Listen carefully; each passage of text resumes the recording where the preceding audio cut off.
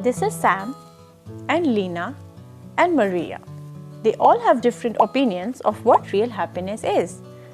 Everyone is entitled to their own opinion, right? Sam thinks that happiness comes from physical pleasure and from getting the latest new gadgets. Lena thinks that happiness comes from being a classical Indian dancer and hearing thousands of people cheer her name. Maria appreciates the things that make Sam and Lena happy, but she believes that real happiness comes from her faith in God and in doing good things to help other people. One day, Sam, Lena and Maria have got into an accident. All three of them are seriously injured. Sam has to sell his bungalow and many of his gadgets to pay for his doctor's visit. He is very sad because he thinks he will no longer have a good quality life.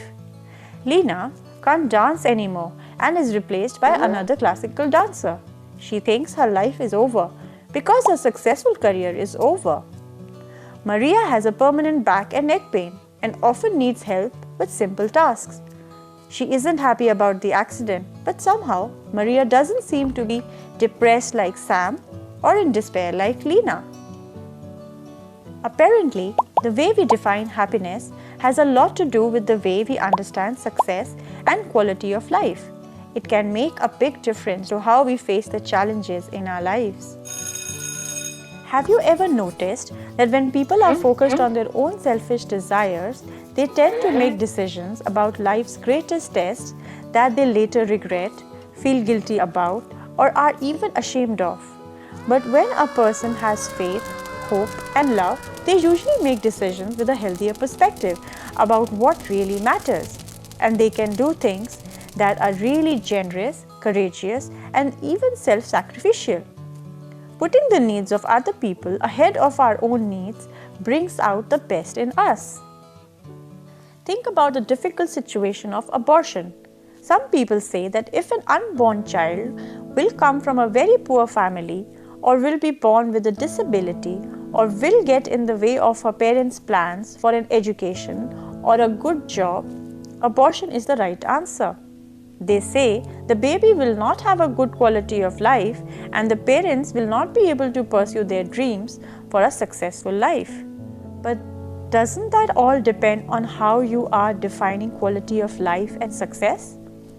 Does quality of life really come from how many pleasure and gadgets we have? Is a successful life really defined by our education or career or by trying to prove how much better we are than other people?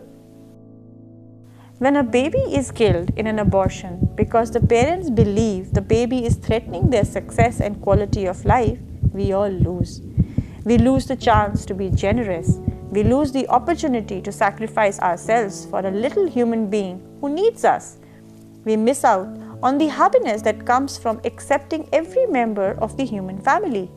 And we lose our hearts along the way. What we thought was a good choice was actually a judgment that someone else's life wasn't worth living.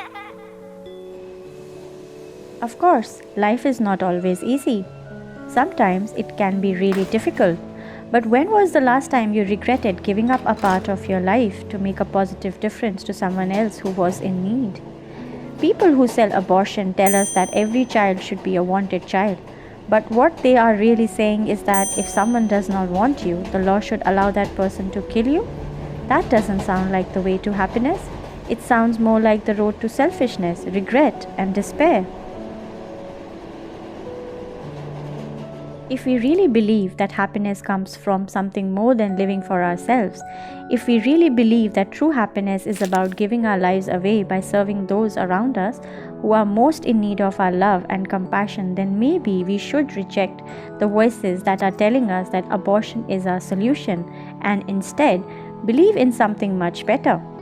Every child is a valuable member of our human family who gives us the opportunity to love, and we will welcome, care for, and protect all children no matter what.